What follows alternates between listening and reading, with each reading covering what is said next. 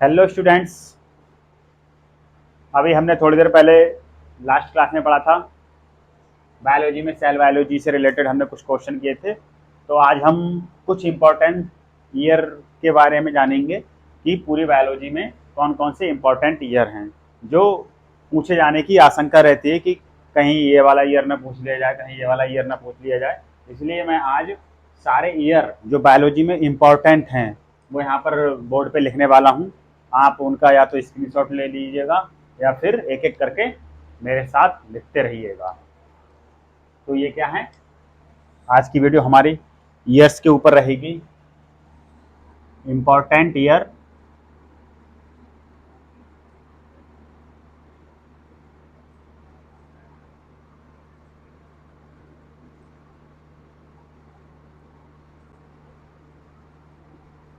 Important years to remember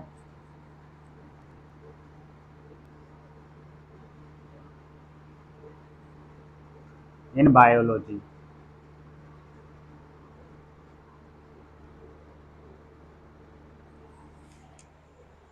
important year in biology. तो सबसे पहले मैं स्टार्ट करूंगा ओरिजिन ऑफ स्पीसीज से। मैंने लिख रखी है एक जगह origin of species. Origin of species, origin of species किस ईयर में दी गई थी? 1849।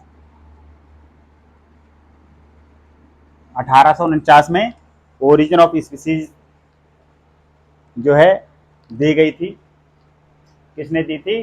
डार्विन ने दी थी। इसके बाद tissue culture,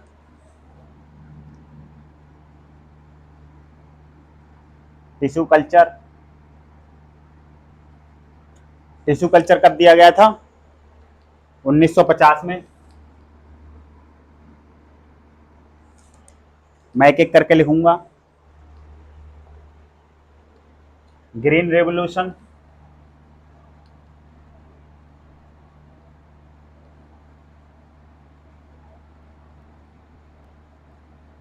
green revolution 1960।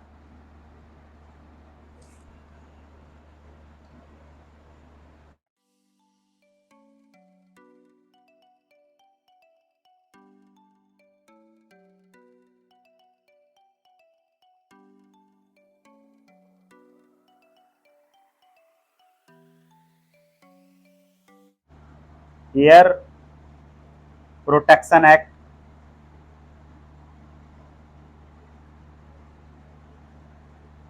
Air protection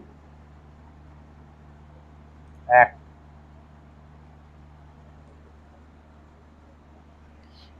ये आया था 1981 में। और पहला जो एड्स का मरीज था वो भी 1981 में मिला था। पहला जो एड्स का मरीज था वो भी 1981 में ही मिला था। भोपाल भोपाल ट्रेजिडी,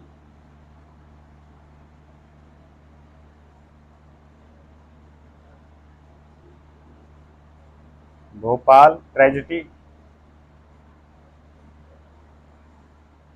ये कब हुई थी? 1984 में।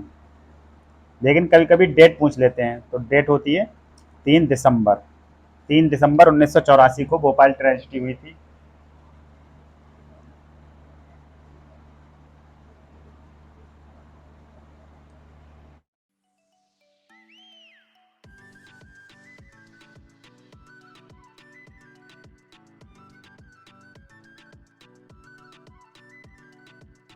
इफेक्टिव आया, इफेक्टिव मतलब कब एक्शन में आया, ये भी क्वेश्चन बन जाता है। मोनेट्रल प्रोटोकॉल, मोनेट्रियल प्रोटोकॉल,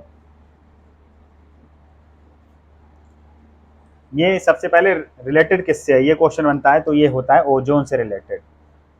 और ये साइन इन कब हुआ था? साइन इन हुआ था 1987 में। और इफेक्टिव, इफेक्टिव कब हुआ? इफेक्टिव का मतलब एक्शन में कब आया? 2 साल बाद 1989 में क्या हुआ? इफेक्टिव हुआ। ऐसे ही एक होता है नेशनल फॉरेस्ट पॉलिसी, ये बहुत ज़्यादा इंपॉर्टेंट है। National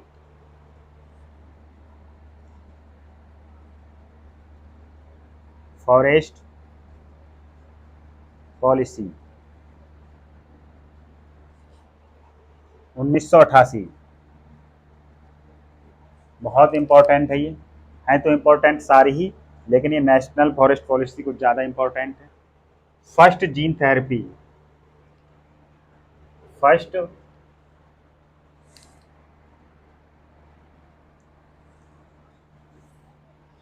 first gene therapy, first gene therapy 1990 में। और 1990 में एक चीज़ और आया था, ह्यूमन जीनोम प्रोजेक्ट स्टार्ट हुआ था। यहाँ पर मैं लिख देता हूँ, ह्यूमन जीनोम प्रोजेक्ट कब स्टार्ट हुआ था? 1990 में। और कब कंप्लीट हो गया था ये? 2003 में। इसका मतलब कितने साल तक चला था ये? 13 ईयर। ये क्वेश्चन बन सकता है आने वाले समय में। अर्थ समिट, अर्थ समिट, अर्थ समिट कब हुआ था और कहाँ हुआ था, ये क्वेश्चन बन जाता है।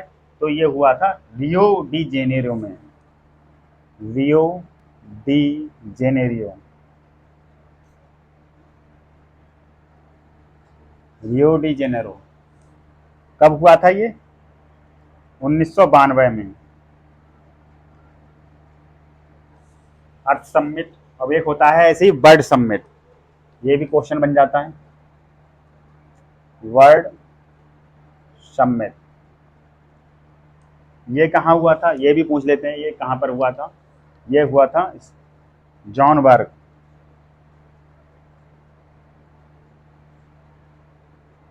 और कब, किस ईयर में हुआ था? ये हुआ था 2002 में।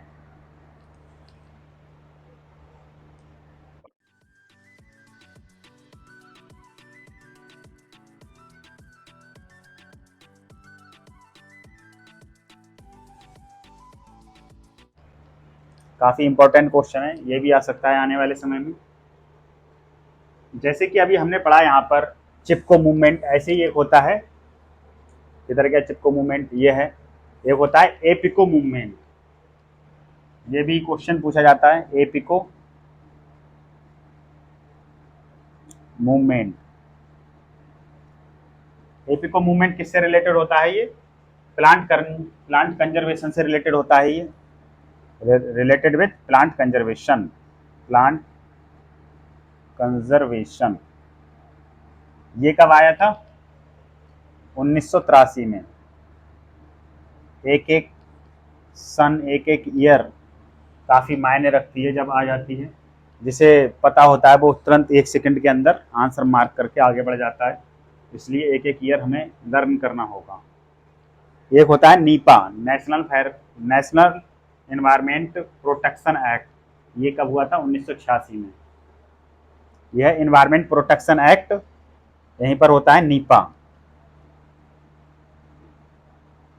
नेशनल एनवायरमेंट प्रोटेक्शन एक्ट, यही है। इस कभी कभी नीपा लिख देते हैं इसके लिए, इसलिए हमें पता होना चाहिए कि नीपा क्या है, नेशनल एनवायरमेंट प्रोटेक्शन एक्ट 1986। अब कुछ क्वेश्चन और बनते हैं, वो भी हम लिख लेते हैं। एक क्या होता है? Transforming principle, transforming. तो ट्रांसफॉर्मिंग प्रिंसिपल सबसे पहली बार किसने दिया था? ट्रांसफॉर्मिंग प्रिंसिपल,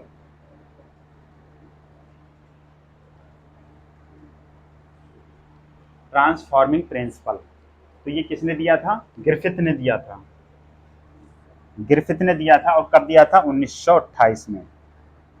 ये एक हो गया ट्रांसफॉर्मिंग प्रिंसिपल। अब इसमें थोड़ा सा चेंजेस किए थे कुछ वैज्ञानिकों ने मिलकर, इसमें ट्रांसफॉर्मिंग प्रिंसिपल में चेंजेस किए थे, तो उसे हम बोल देते हैं biochemical characterization of transforming principle. क्या बोल देते हैं? बायोकेमिकल, बायोकेमिकल कैरेक्टराइजेशन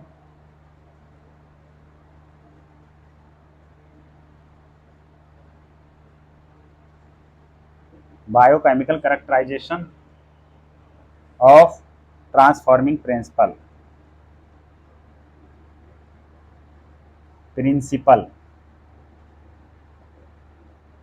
ये कब दिया था, कब से लेके कब तक चला था? 1933 से लेके 1944। एवेरी मैककॉर्टी मैकलियोड नाम के वैज्ञानिक ने किया था ये biochemical characterization of transforming principle. बहुत इंपॉर्टेंट हैं ये दोनों के दोनों। और ट्रांसफॉर्मिंग प्रिंसिपल किसने दिया था? ग्रिफिथ नाम के साइंटिस्ट ने दिया था। एक होता है अनइक्वल प्रूफ। अनइक्वल प्रूफ किस चीज का? DNA is genetic material. DNA जो जेनेटिक मटेरियल है उसका अनइक्वल प्रूफ किसने दिया था और कब दिया था, ये क्वेश्चन बनता है। तो यहां पर मैं सन लिख रहा हूं कि कब दिया था। यूनिवोकल प्रूफ किसका? डीएनए जेनेटिक मटेरियल, इस चीज का डीएनए जेनेटिक मटेरियल इस चीज का प्रूफ कब दिया था? 1952। डबल हेलिक्स मॉडल कब आया था?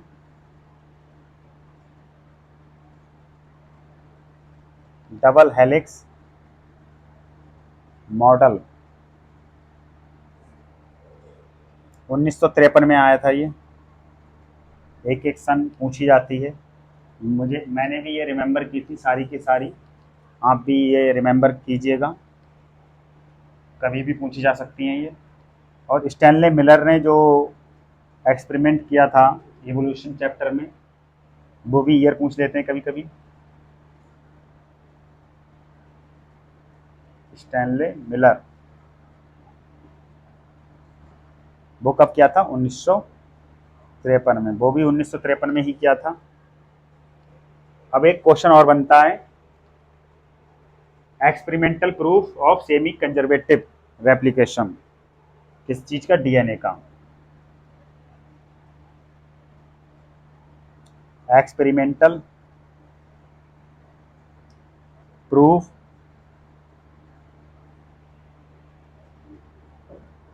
DNA is experimental proof of semi conservative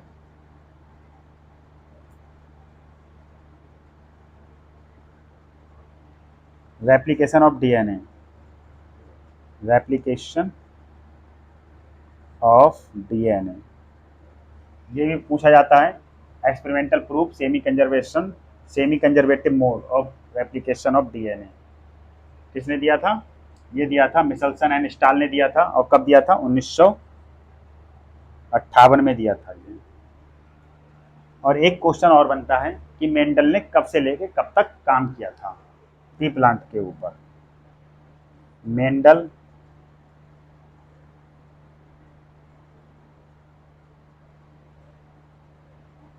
work on P plant,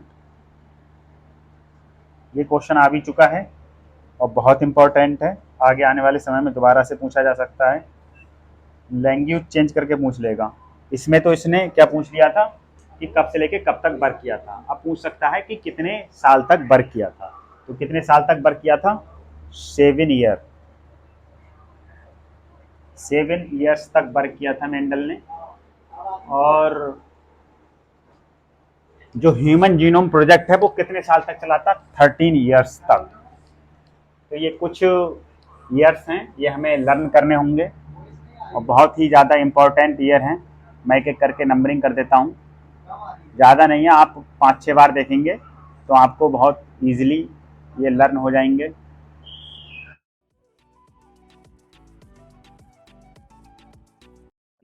32, 33, ये 33 ईयर्स हैं, ज़्यादा नहीं है। आप इन्हें 3-4 बार एक बार अपनी नज़रों के सामने से निकाल देंगे तो बहुत जल्दी ही ये याद हो जाएंगे। तो इन्हें याद कर लीजिएगा। हैं तो और भी सन जो कि हमारी किताब में दी हुई हैं, लेकिन वो इतनी ज़्यादा काम की नहीं है। ये कुछ ऐसी सन हैं जो फ्रिक्वेंटली पूछी जा रही हैं, इसलिए ये हमें रिमेंबर करना बहुत ज़्यादा ज़रूरी है। तो आज की बातें हम यहीं पर समाप्त करते हैं, बाकी बातें हम नेक्स्ट क्लास में करेंगे। Thanks for watching video.